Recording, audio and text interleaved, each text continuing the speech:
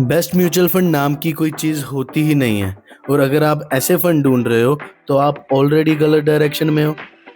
सच ये है कि ज़्यादातर लोग म्यूचुअल फंड सिलेक्ट करते वक्त एक बेसिक मिस्टेक करते हैं, जिसकी वजह से वो गलत फंड चूज कर लेते हैं। इस वीडियो के एंड तक आप एक सिंपल सिस्टम सीख जाओगे जिससे आप खुद म्यूचुअल फंड सिलेक्ट कर पाओगे विदाउट एनी कंफ्यूजन।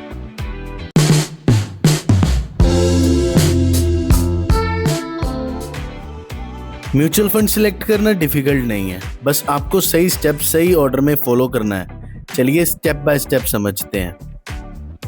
स्टेप 1, सबसे पहले अपना गोल क्लियर करो। आप इन्वेस्ट क्यों कर रहे हो? शॉर्ट टर्म, लॉन्ग टर्म या रिटायरमेंट? एग्जाम्पल, अगर आप 1-2 साल के लिए इन्वेस्ट कर रहे हो और आपने इक्विटी फंड लिया तो मार्केट गिरते ही आप लॉस में आ सकते हो। वहीं अगर आप 5 या 10 साल के लिए इन्वेस्ट कर रहे हो तो इक्विटी फंड्स आपके लिए बेटर ग्रोथ दे सकते हैं। सिंपल रूल याद रखो, शॉर्ट टर्म के लिए डेब्ट फंड बेस्ट होते हैं, मीडियम टर्म के लिए हाइब्रिड फंड्स और लॉन्ग टर्म के लिए इक्विटी फंड्स। अगर गोल क्लियर नहीं है तो फंड सिलेक्शन भी गलत होगा। स्टेप 2, फंड नई कैटेगरी चूज करो। कोई एक बेस्ट म्यूचुअल फंड होता ही नहीं है। बेस्ट फंड हर इंसान के गोल और रिस्क पे डिपेंड करता है। For example, large cap fund stable होते हैं, मिड कैप फंड ग्रोथ भी देते हैं और रिस्क भी लाते हैं, लेकिन small cap fund high risk और हाई रिटर्न देते हैं। वहीं इंडेक्स फंड सिंपल और लो कॉस्ट में मिलते हैं। अगर आप बिगिनर हो तो निफ्टी 50 इंडेक्स फंड से स्टार्ट करना एक सिंपल ऑप्शन हो सकता है। और अगर फ्लेक्सिबिलिटी चाहिए तो फ्लेक्सी कैप फंड भी कंसिडर कर सकते हो। तो पहले कैटेगरी फिक्स करो, फिर उस कैटेगरी के अंदर फंड सिलेक्ट करो। स्टेप 3, एक्सपेंस रेशो समझो। ये एक कॉस्ट होती है जो आपके रिटर्न्स को डायरेक्टली इफेक्ट करती है। एग्जाम्पल, अगर फंड्स 12% रिटर्न दे रहा है और एक्सपेंस 2% है तो आपको इफेक्टिवली 10% ही मिल रहा है। इसीलिए एक्सपेंस रेशो कंपेयर करना इंपॉर्टेंट है, स्पेशली लॉन्ग टर्म इन्वेस्टिंग में। अब यहाँ एक इम्पॉर्टेंट डिसीजन आता है, डायरेक्ट प्लान या रेगुलर प्लान।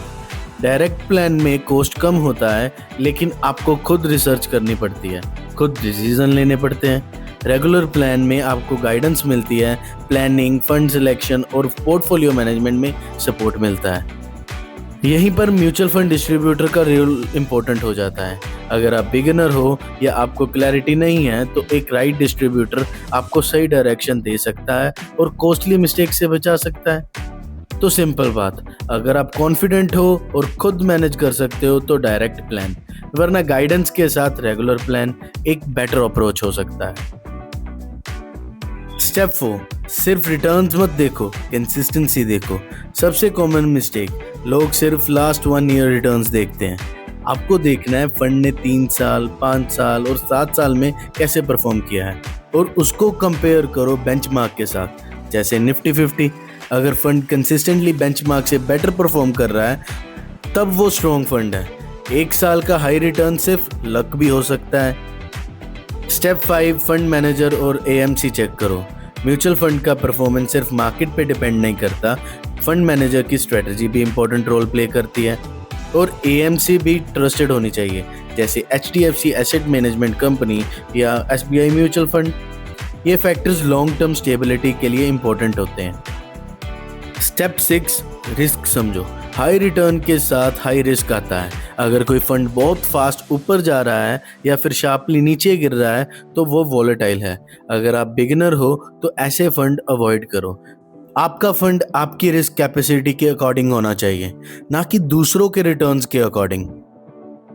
स्टेप 7, पोर्टफोलियो देखो। फंड के अंदर कौन सा स्टॉक है ये जानना ज़रूरी है। अगर आपको समझ ही नहीं आ रहा कि फंड किस में इन्वेस्ट कर रहा है तो वहाँ इन्वेस्ट करना रिस्की है। सिंपल रूल, जो समझ आए उसमें ही इन्वेस्ट करो।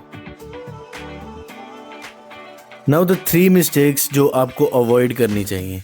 सिर्फ रीसेंट रिटर्न्स देखना, ब्लाइंड टिप्स फॉलो करना और बार बार फंड चेंज करना। म्यूचुअल फंड इन्वेस्टिंग पेशेंस का गेम है, शॉर्टकट का नहीं।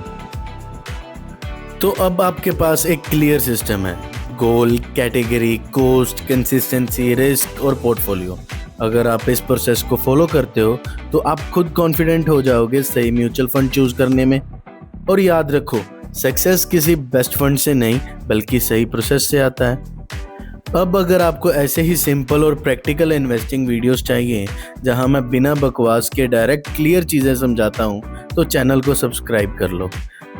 और अगर आपको पर्सनल गाइडेंस चाहिए कि आपके गोल्स के अकॉर्डिंग कौन सा म्यूचुअल फंड सही रहेगा, तो आप मुझे डायरेक्टली कनेक्ट भी कर सकते हो। Details are mentioned in the bio. मिलते हैं अगली वीडियो में। Till then invest wisely.